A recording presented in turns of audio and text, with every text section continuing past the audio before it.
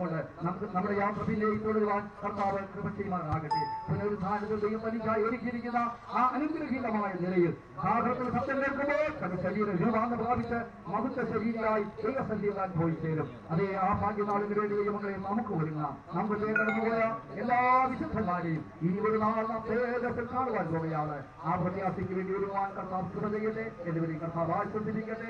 സമാധാനത്തോടും സന്തോഷത്തോടും പ്രത്യാശയോടെ യാത്ര തുടരുവാനും കർത്താവ് വിളിക്കുമ്പോൾ സന്തോഷത്തോടെ കർത്താവിന്റെ മുഖം കാണുവാനും കർത്താവ് നമുക്ക് ഏവർക്ക് കൃപ ചെയ്യുവാനാകട്ടെ. ഈ പിതാവിന്റെ മരണത്തിൽ അഥവാ വേർപാടിൽ നാം ദുഃഖിക്കേണ്ട ആവശ്യമില്ല. ഒരിക്കൽ പത്രത്തിൽ വന്നൊരു വാർത്ത ഞാൻ ഓർക്കുകയാണ്.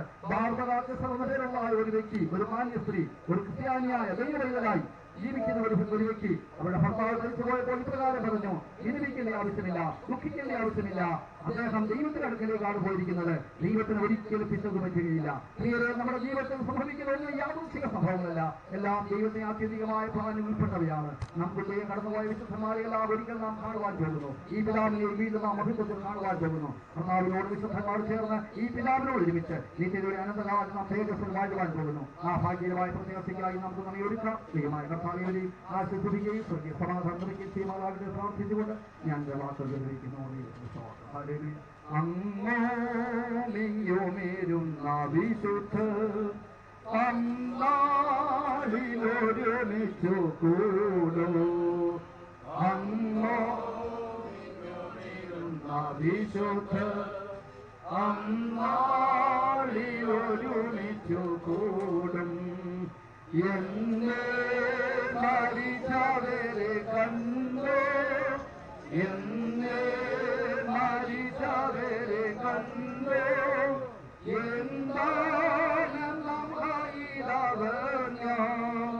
സിയോ മലയിൽ നമ്മൾ പാടും പാട്ടു കേട്ട് ലോകം. Hallelujah, hallelujah, hallelujah. കർത്താവ് നമ്മുടെ ജീവിതത്തെ ഭാഗ്യകരമായി പ്രത്യാശിക്കാൻ വീണ്ടും നമുക്ക് സ്തോത്രം ചെയ്യാം. സ്തോത്രം, സ്തോത്രം, സ്തോത്രം, സ്തോത്രം, സ്തോത്രം. ക്രിസ്തുവിൽ ജനിക്കുവാനും ക്രിസ്തുവിൽ വളരുവാനും ക്രിസ്തുവിൽ മരിപ്പാനും ഇല്ലാവുന്നതിനെ ഭാഗ്യം കൊടുത്തവനാണ്. സ്തോത്രം ചെയ്യാം. സ്തോത്രം, സ്തോത്രം, സ്തോത്രം. എത്രയോ പരീക്ഷകൾ പോരാട്ടം ഉണ്ടായെങ്കിലും ആ പരീക്ഷകളുടെ മധ്യേ, പ്രതിസന്ധിയുടെ മധ്യേ ക്ഷീണിച്ച് കടന്നു പോകാതെ, നിരാശപ്പെട്ടു പോകാതെ ധൈര്യമായി തന്റെ ഓട്ടത്തെ സന്തോഷത്തോടെ ഓടി നിങ്ങളുടെ സ്വർഗീയ ലക്ഷ്യത്തിലെത്തുവാൻ കൃപതീതനാൽ സ്തോത്രം ചെയ്യാം. സ്തോത്രം, സ്തോത്രം, സ്തോത്രം, സ്തോത്രം. ആ ജീവനുള്ള പ്രത്യാശ ദൈവം നമുക്ക് തന്നതിനാൽ സ്തോത്രം ചെയ്യാം.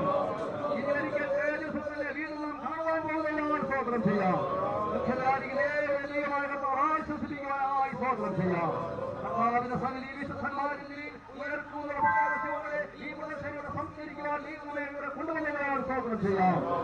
ദൈവനാമങ്ങളുടെ മഹത്വപ്പെടുവാനായി സ്തോത്രം ചെയ്യാം.